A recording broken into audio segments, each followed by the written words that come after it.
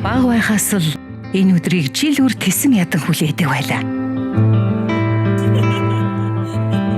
Сар шинийн баяраар хүн болгон л тус тусын ажлыг хуваарлаж аваад өөрт оноогдсон ажлаа яг таг хийцгээдэг гисэн. Ихэнхдээ би бууз тоолж өрхөөс өөр юмар тус болох нь ховрол доо. Гэхдээ заримдаа би ч гэсэн оролцсон гэж зүтгэж гарна.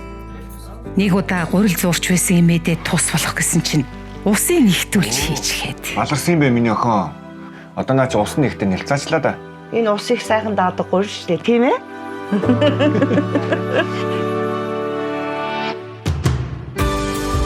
Он цаг үлрэн одохын хэрээр бүхий л зүйлс өөрчлөгдөж байгаа ч бидний уламжлал болсон энэ өдрийг одоо хүртэл хүн бүр хүсэн хүлээдэг хэвээр.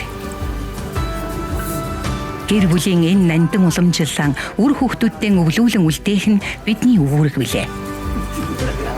Орхигдуулж үл болох өв уламжлал бидэнд бий. Амт чанарын дээд Улаанбаатар гурил сар шиндэн сайхан шинлээрээ.